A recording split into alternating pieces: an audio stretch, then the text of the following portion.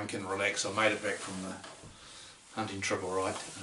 It was a bit dicey there, it got quite windy and quite unpleasant. And I thought it was a good opportunity to do a bit of a debrief on how the old school hunting gear shaped up. Yeah, it was actually quite a miserable trip really. After I did the wee video in the, at the camp, the wind got up. I wanted to light a fire for cooking. I had a couple of goes at trying to do that.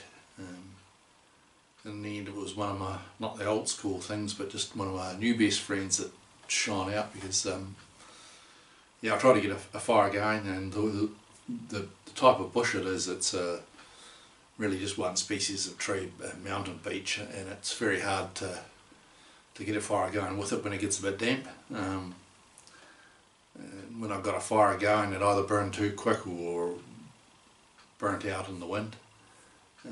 So in the end I wasn't going to use the silky saw, but I wanted to cook a meal, so I sawed up some bigger pieces of wood and got a decent fire going. It was quite unpleasant sitting around in the wind. It was probably about a 10 to 20k wind blowing.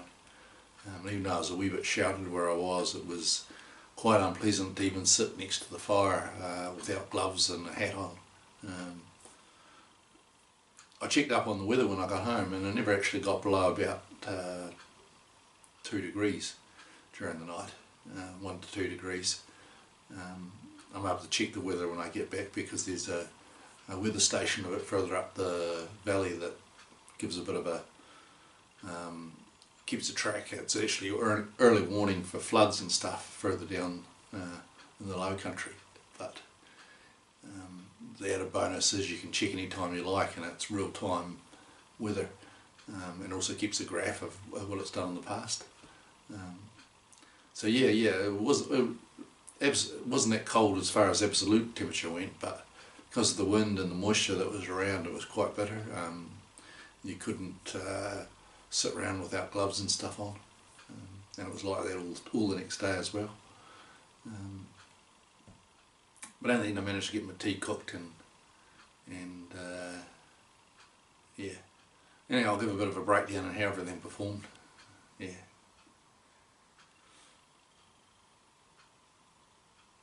Okay, we'll start off with probably the hero of the trip, or one of the heroes of the trip, the 20 below sleeping bag with the hood.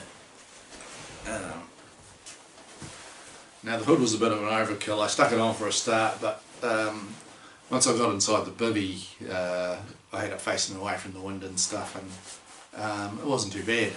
During the night I woke up and it was probably a bit too hot, so I took it off and just put a balaclava on instead. In real cold conditions it would probably be a bit of a bonus, but as it was probably a bit much for the conditions. As I said in the video earlier, this is a sleeping bag that Edmund Hillary used when he was at 27,000 feet, and I think the temperature on that night dropped to about minus 28 or something. And I got nowhere near that, but the advantage of having a sleeping bag like this is you don't get cold spots, because when they designed it not so much for loft, but so that you didn't have any gaps in the feathers. And the other thing is it's quite breathable, so you're neither hot or cold in it. And I was pretty comfortable and warm most of the night. As far as the warmth of the sleeping bag, and the advantage of having not a hood one with a hood on it is you can open it up when it gets a wee bit too hot. So most of the night I slept with the top part open like that, and yeah, it was quite pleasant really. I can't complain about that. In the night I probably got about maybe 8-10 hours sleep, I suppose. It's the middle of winter, it gets dark at 6 o'clock and light about 7:30 in the morning at that time of year when I did the video. Yeah, so sleeping bag gets a pass mark. Okay, next the bivvy.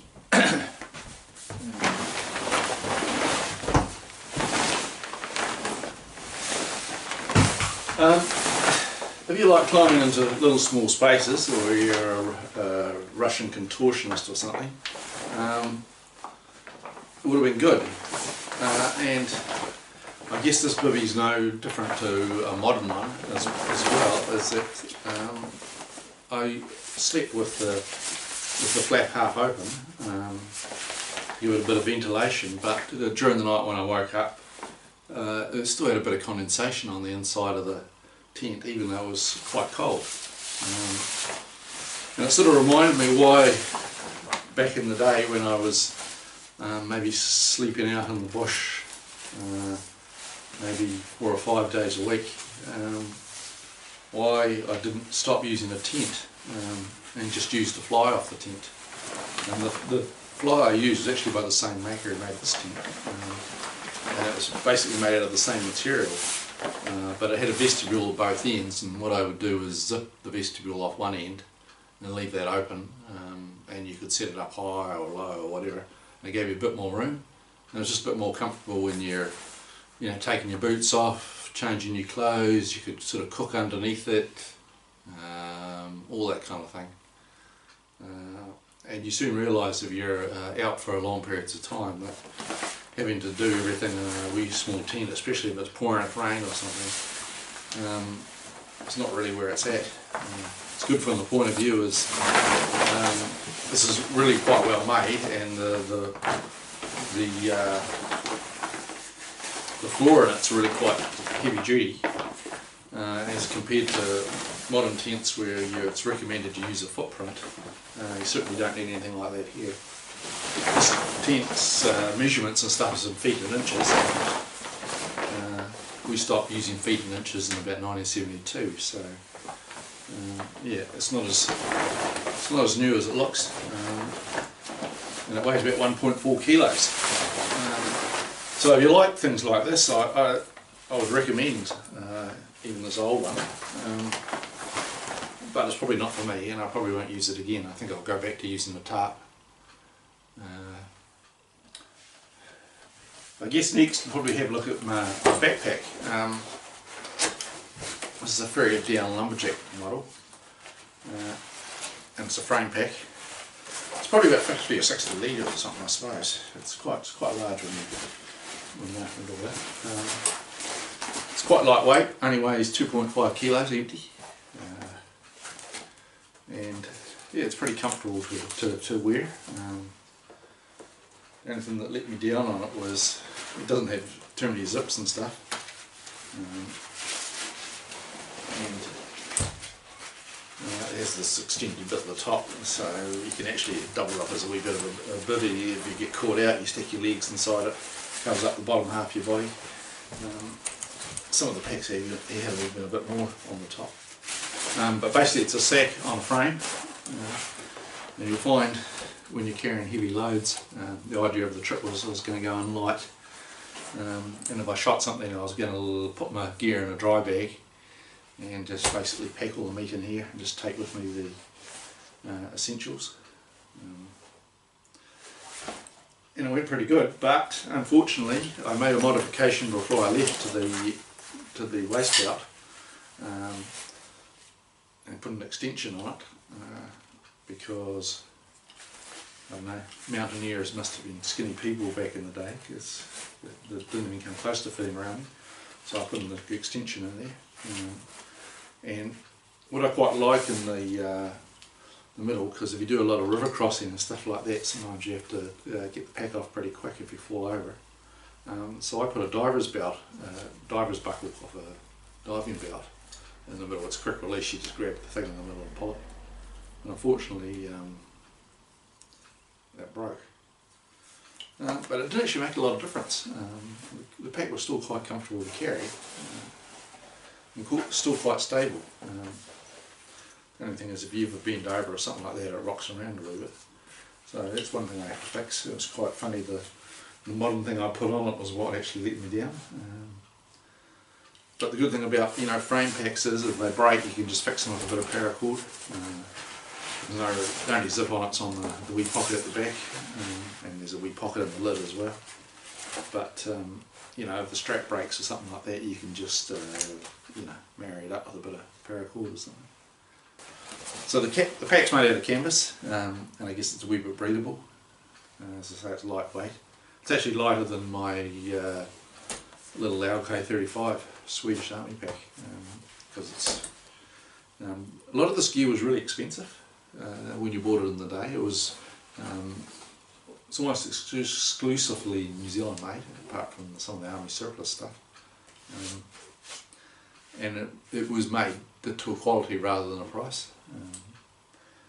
You know, I read an article that said the sleeping bag, if you bought it back in the day, it cost a young person about a month's salary to purchase one, and if you equate it to today's terms, it's probably, I don't know, a couple of $1,000 or something. Unfortunately, much of the stuff's not made anymore. The firms have either been taken over by multinationals, or the stuff's now made offshore in China. But that's the way things go. Probably last but not least is my my new best friend, the Silky Sword. I just keep it in a, this is a machete pouch, I think, from the Army surplus shop, and in the wee pocket on the side I just keep the fire steel, and the cord's a fire cord or whatever you call it. You can use the centre of it to light fires. Just thought I'd put that on there. And so I made this for it. The scabbard used to come with a metal keeper around the top, but I drilled that out and took it off, and I just keep the saw inside there. Just keeps it tidy. Yeah. And as I say, this is probably my new best friend. I never had one of these back in the day, and I wish I had. Would have made life a wee bit more comfortable. Yeah.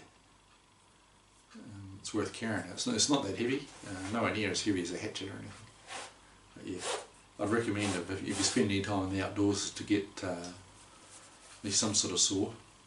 This one's has a 270 Gomboy, I think it is. It cuts pretty good. Certainly better than some of the trying to hack through something with an axe. Yeah, the only thing is it doesn't lock shut. Yeah, but once it's open it locks good, and it's got a couple of positions for different sort of sawing. This one's got quite aggressive teeth. Yeah, but overall, any time I've used it, it's been pretty good, and you certainly get a better quality fire. Back in the day you were sort of limited. If you're way out in the bush or you got caught out for the night, you were limited to what you could break with your foot. Whereas this, you can saw up some nice bits of wood, stack them up, and yeah, go all night sort of thing. So yeah, I carry this with me all the time now. Just stick it in the pack. As I say, it's not that heavy, and I'd probably recommend you buying one. People say they're dear, but at the end of the day they're only, I think I paid about $60 for this or something.